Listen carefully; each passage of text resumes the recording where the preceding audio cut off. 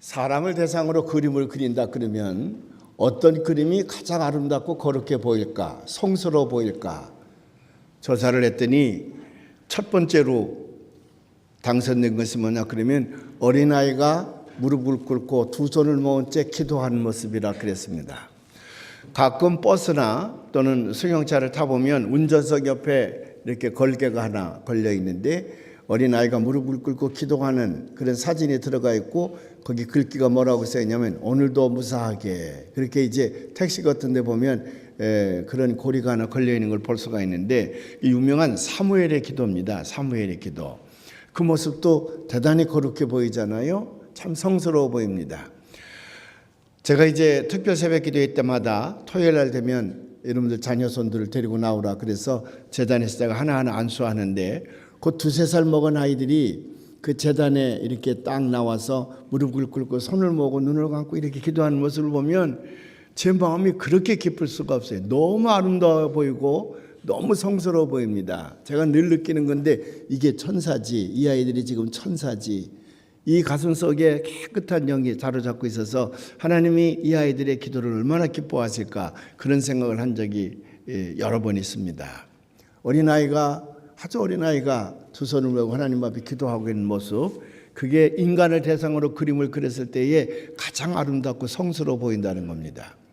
두 번째 그림은 뭐냐 그러면 이제 막 결혼을 하려고 하는 신부가 그 웨딩 드레스를 입고 그리고는 무릎을 꿇고 손을 모으고 하늘을 바라보고 기도하는 모습, 그게 두 번째로 성스러워 보인다는 거예요.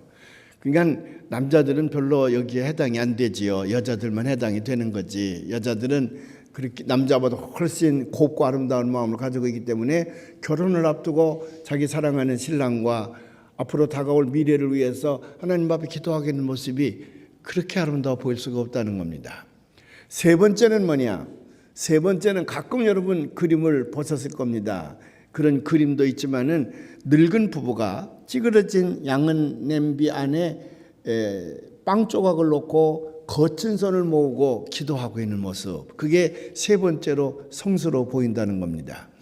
머리가 허옇고 수염이 듬성성 나 있는 이 노 부부가 사랑하는, 얼굴에 주름이 많은 사랑하는 아내와 더불어서 빵 한 조각을 놓고 기도하는 그 모습 속에는 인생의 험한 풍파를 다 이겨낸 승자의 모습이 거기 깃들어 있다는 거거든요. 그래서 그 그림이 가장 성스러워 보인다는 겁니다.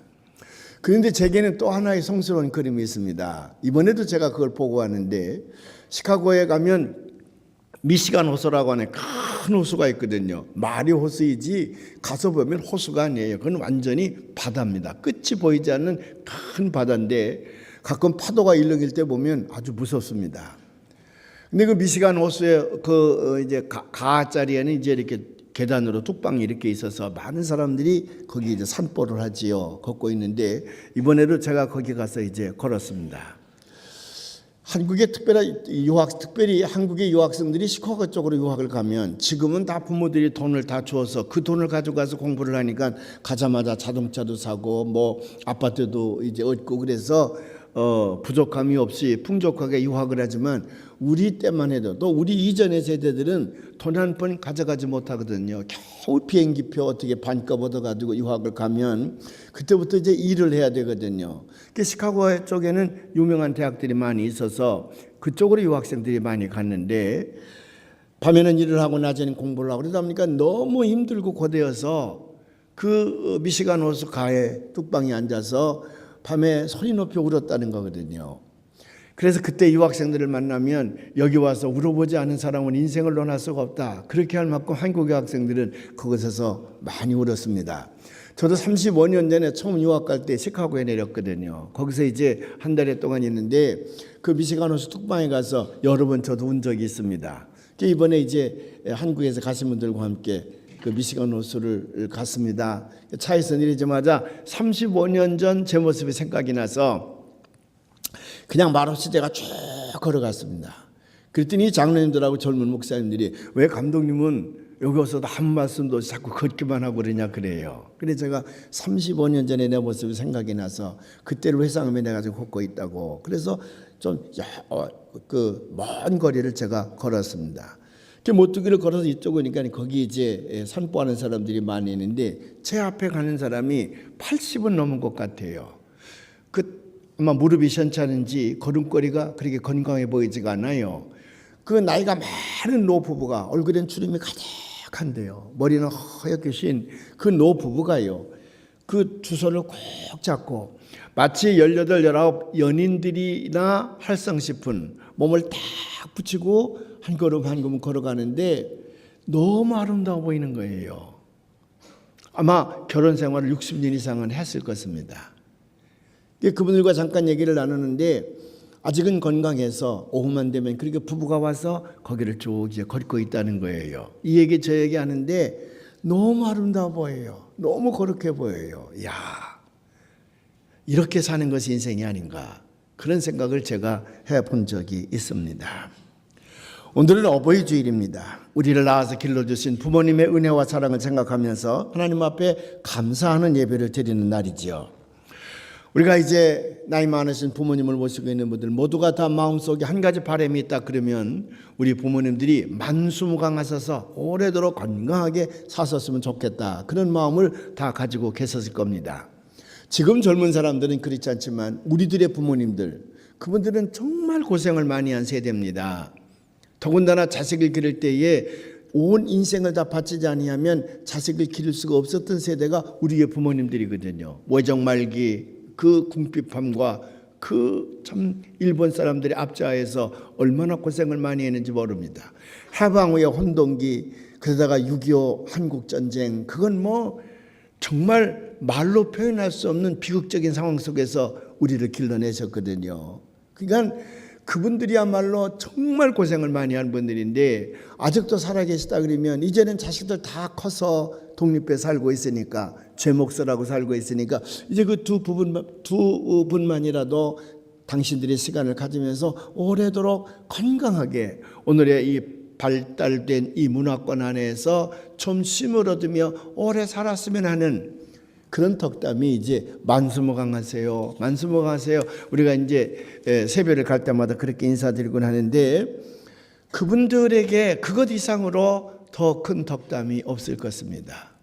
아무쪼록 우리 교회도 연세가 높으신 분들이 많이 계신데 그분들 모두가 다 이제는 인생의 고생들 다 내려놓으시고 그리고 이제 밝은 마음을 가지시고 오래도록 건강하게 사시다가 어느 날 갑자기 천국 가는 일들이 나타났으면 참 좋겠습니다. 이런 덕담을 우리 교회에서 신앙생활을 계시는 아주 연세가 많으신 분들에게 드리고 싶은 마음이 간절합니다. 어버이날이 되면 저는 늘 괴롭습니다. 왜냐하면 효도하자 또는 효도해야 됩니다, 그런 설교를 해야 되는데 저는 사실 그런 설교를 할 만큼 자격이 있는 사람이 못 되거든요. 저는 불효막심한 불효자였습니다. 그래서 가끔요 부모님을 생각하면 목이 메입니다. 후회의 눈물을 흘립니다. 저희 아버님 일찍 돌아가셔서 저 충청도 시골 농촌에 사셨는데 뭐 이른 새벽부터 밤늦게까지 흙과 더불어 사신 분이지요. 서울 구경 제대로 한번 해보시지 못하신 분인데 간혹 지금도 제가 좋은 음식을 먹다 보면 나는 이렇게 좋은 음식을 먹고 있는데 우리 아버님은 한 번도 이런 음식을 대해보시지 못한 채 시골에 사시다 그냥 돌아가셨는데 얼마나 제가 죄책감이 많이 드는지 모릅니다. 그래도 오늘 제가 할 수 없이 여러분들에게 설교할 수밖에 없는 목사이지 않습니까? 그래 제가 설교를 드리는 것은 저처럼 후회하지 말고 후회의 눈물을 흘리지 말고 부모님 살아계실 때에 효도하시길 바랍니다. 잘 모시기를 바랍니다. 나중에 뒤늦게 깨닫고 잘 좀 모셔보려고 하지만 그때는 이미 부모님이 이 땅에 계시질 않습니까? 그러니 살아계실 때 정성을 다해서 부모님께 효도하시는 우리 교우들이 되시기를 주님의 이름으로 축원을 합니다. 성경은요, 효도를 이 땅에서 인간들이 지켜야 될 가장 으뜸되는 계명으로 가르치고 있습니다. 하나님께서 우리에게 인간의 도리를 반드시 해야 할 10가지 계명을 주셨습니다. 그 첫 번째부터 네 번째, 그걸 십계명이라 그러는데 첫 번째부터 네 번째까지의 계명은 하나님과 나 사이에 우리가 지켜야 될, 반드시 해야 될 도리입니다.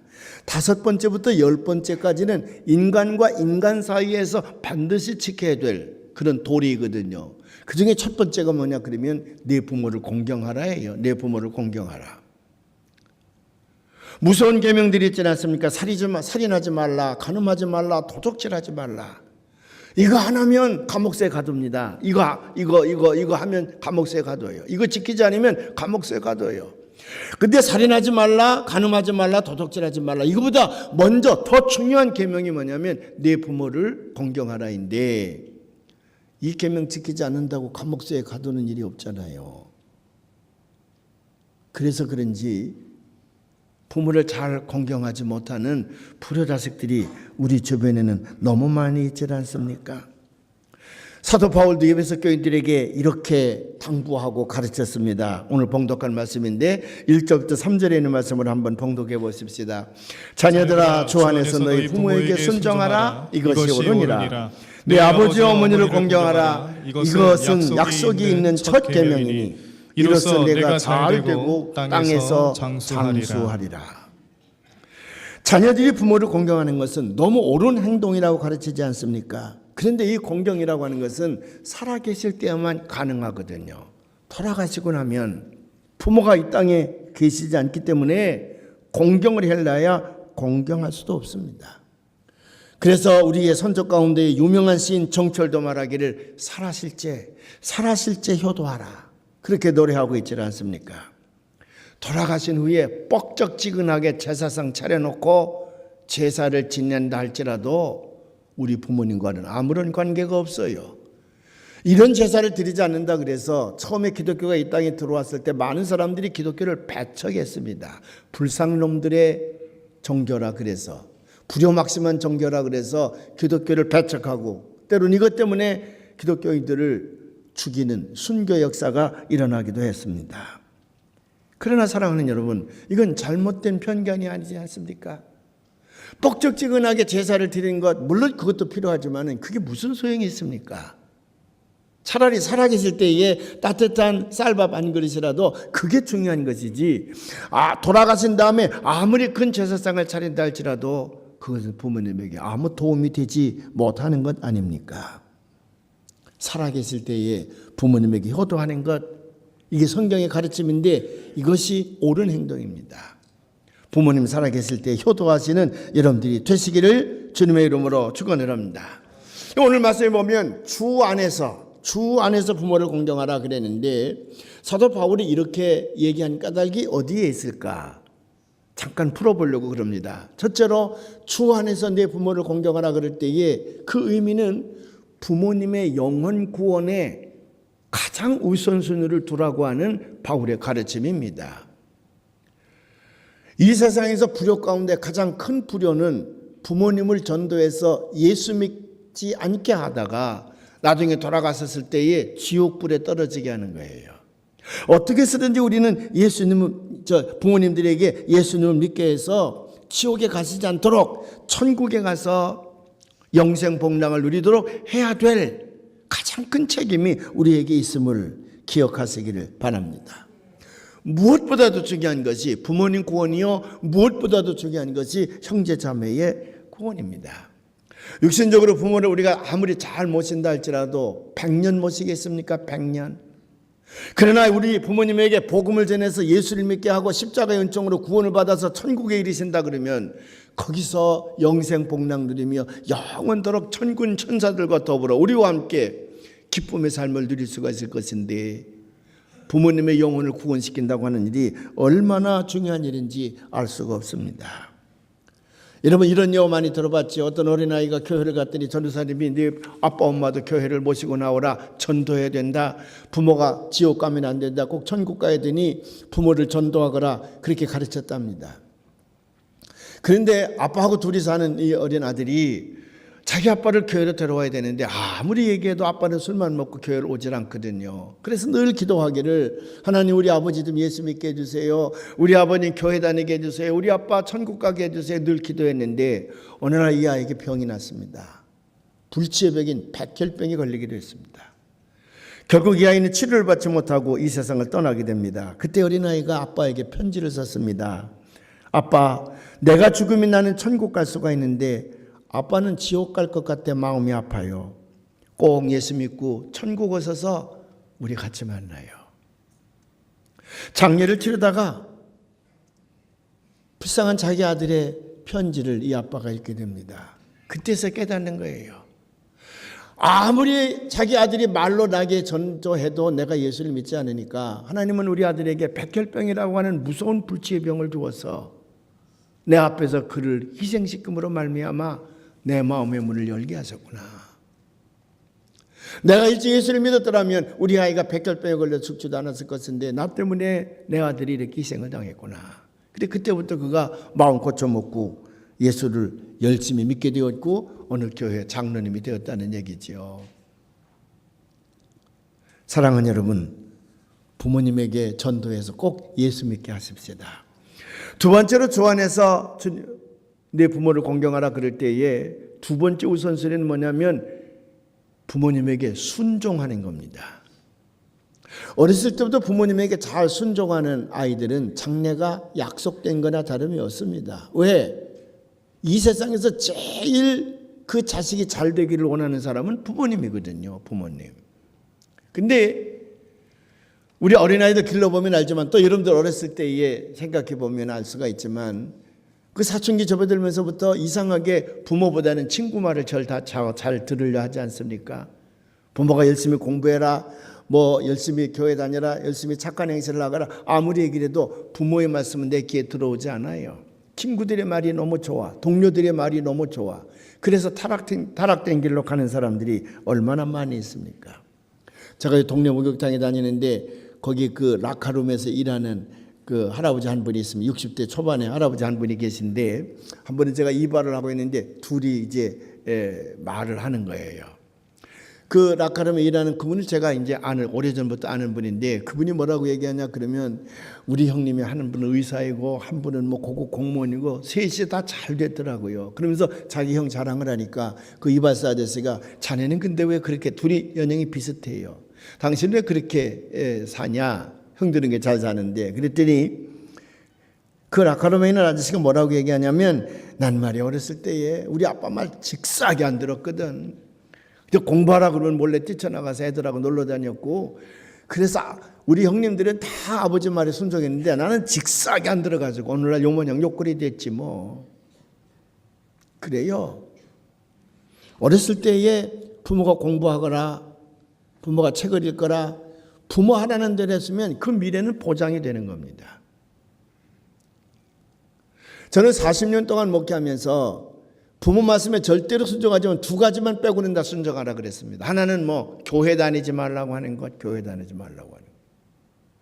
부모님은 영혼이 얼마나 귀중한 것인지 잘 모르기 때문에 십자가의 은총이 무엇인지를 잘 모르기 때문에 아이들에게 부모를 교회 다니지 말라 그러지요. 그러나 그 아이의 구원을 부모가 책임질 수가 없거든요.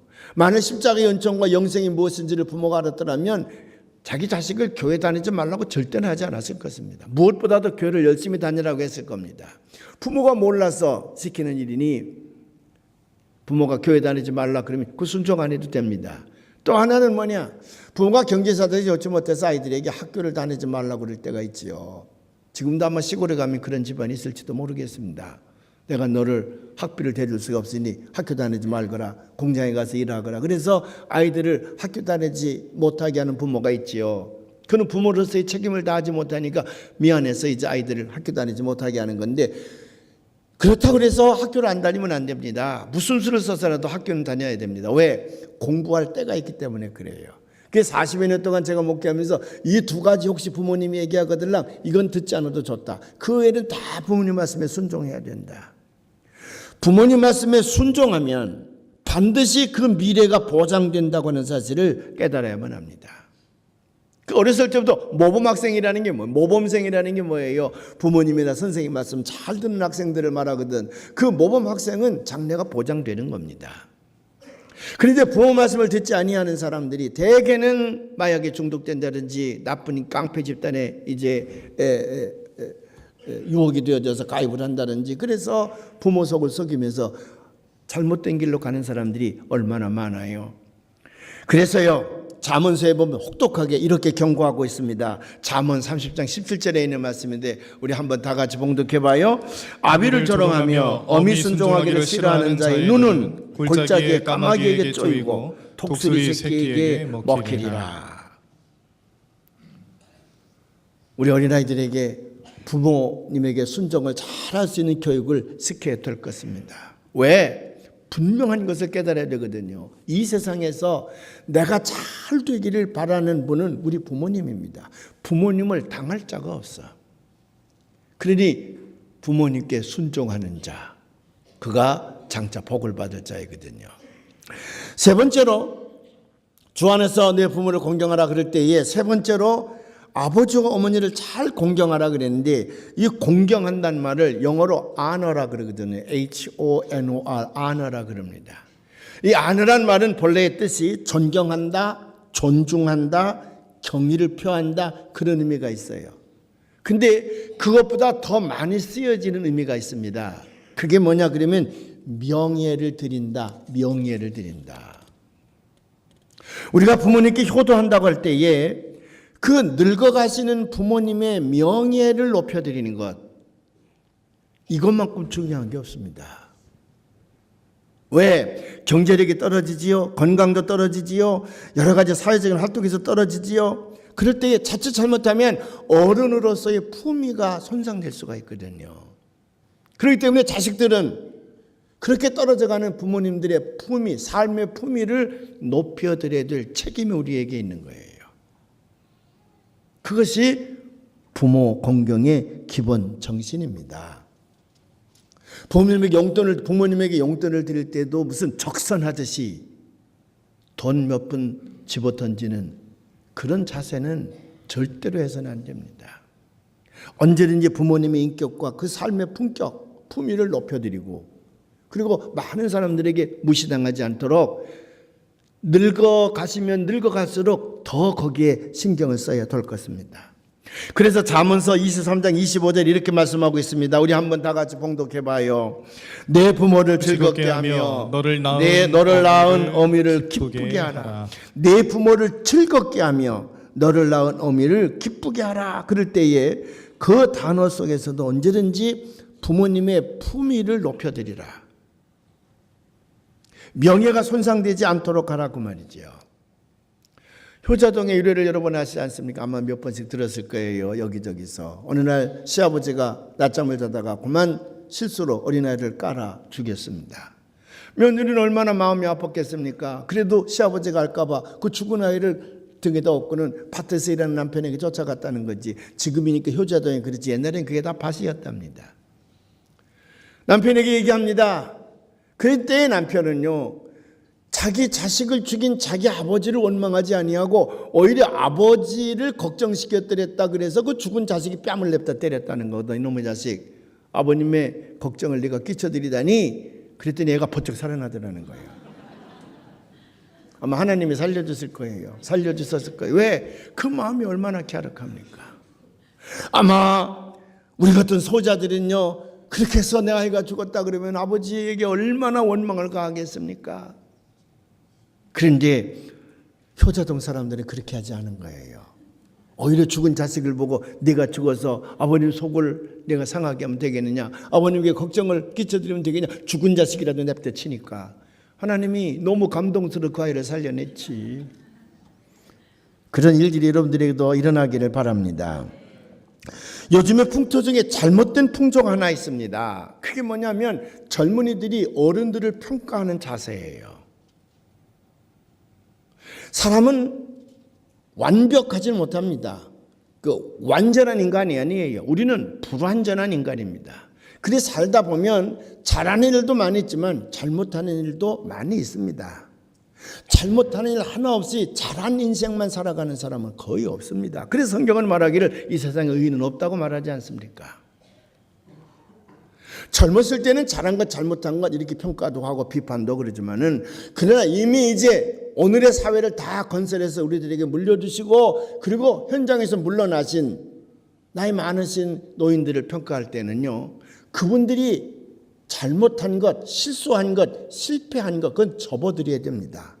그리고 그분들이 오늘의 사회를 이룩할 때까지 잘하신 거, 공적을 쌓으신 거, 그것만을 높여드려야 됩니다. 그것이 젊은 사람들이 어른들을 평가하는 기본적인 자세이거든요. 그런데 요즘 젊은이들이 그렇게 하지 않아요. 9개를 잘했는데도 불구하고 1개 잘못된 것이 있다 그러면 이 젊은이들이 그 1개만 자꾸 늘어집니다. 그래서 우리의 조상들 가운데에, 우리 어른들 가운데에는 존경할 사람이 없다고 난리예요. 아니에요. 그건 우리가 기본적으로 잘못된 자세입니다. 우리 교과서에서 흔히 말하던 존경하는 인물들이 있지 않습니까? 우리는 미국의 역사를 많이 공부를 해서 미국의 훌륭한 사람들 우리 많이 외우고 있죠. 조지 워싱턴이라든지 에브라함 링컨이라든지 무슨 락커펠러라든지 카네기라든지 무슨 와나메이카라든지 이런 분들을 많이 압니다. 또 빌리 그레함이라든지 마틴 루터 킹이라든지 이런 분들을 다 아주 훌륭한 사람들로 우리가 기억을 합니다. 그럴까요? 과연 그 사람들은 잘못한 게 없었을까요? 실수한 게 없었을까요? 실패한 게 없었을까요? 아니에요. 우리들의 어른들보다 그분들이 실수하고 잘못하고 그분들이 남긴 잘못된 흔적들이 너무 많아요. 그래도 성숙한 사람들은 이미 이 땅에서 삶을 정리하고 떠나셨거나 나이가 높아지셨으면 그 잘못한 거는 다 덮어주는 겁니다. 그 잘한 것만 이렇게 띄워서. 그래서 후손들이 그분이 잘한 그 업적, 그 공적, 그것을 본받게 하는 거거든. 그래야 사회가 질서가 잡히게 되고 존경할 만한 인물들이 우리 앞에 나타나게 되는 겁니다. 근데 우리는 그렇지를 못해요. 우리는 자꾸 잘하는 것이 얼마든지 많이 있는데 그건 다 무시하고 잘못한 거 하나 그거 들어가지고 계속 그 사람을 쪼아대니까 우리 역사 속에 존경할 만한 인물들이 사라져버리고 마는 거예요. 누가 이런 풍조를 만들어내는지 아주 슬픈 일입니다. 여러분 대홍수 사건으로 구원받은 사람이 노아가 되지 않습니까? 노아예요. 노아에게는 세 아들이 있었습니다. 어느 날 노아가 포도주에 취해서 벌거벗고 누워 있었습니다. 부끄러운 것이 다 보였습니다. 그런데요, 함이 들어갔더니 자기 아버지가 술에 취해서 벌거벗어 누워 있는 걸 봅니다. 부끄러운 것이 다 드러난 것을 봅니다. 나와서 떠벌렸습니다. 아버지가 술에 취해서 주무시고 계신데 뭐 다 부끄러운 거 다 보인다고. 그러니까 셈과 야벳이 그 얘기를 듣고 이불을 들고 그리고 뒷걸음으로 가서 그 술에 취해 주무시고 계시는 자기 아버지 몸을 다 가려드렸습니다. 부끄러운 것도 다 가려드렸습니다. 그랬더니 어떻게 됐습니까?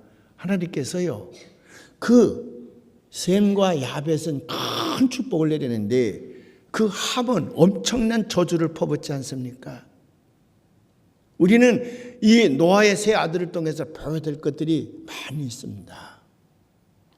우리의 부모님들이 우리를 기르시면서 잘못된 것들도 우리 눈에 많이 보였죠. 우리 아버지도 그랬고 우리 어머니도 그랬고요. 또 때로는 우리 아버님이 우리에게 매를 댈 때도 있었고 우리 어머님이 우리에게 매를 댈 때도 있었죠.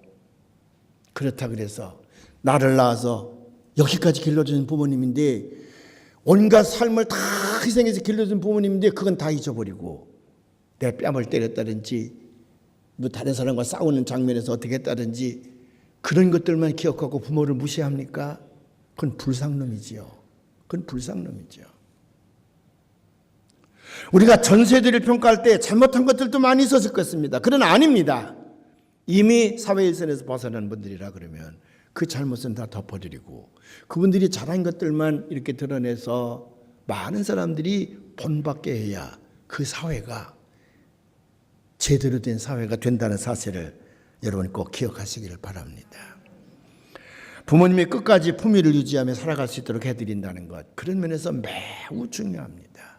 매우 중요합니다. 내 부모를 공경하라 그럴 때 그 공경이란 말이 바로 그 말이에요. 아나, 명예를 유지하도록, 품위를 유지하도록, 그 품격 있는 삶을 끝까지 살게 하도록 모든 것 최선을 다해서 부모님 가시는 길을 여러분들이 섬겨야 될 줄로 믿습니다. 부모 경정으로 하나님을 기쁘시게 하는 은평의 교우들이 되시기를 주님의 이름으로 축원을 합니다.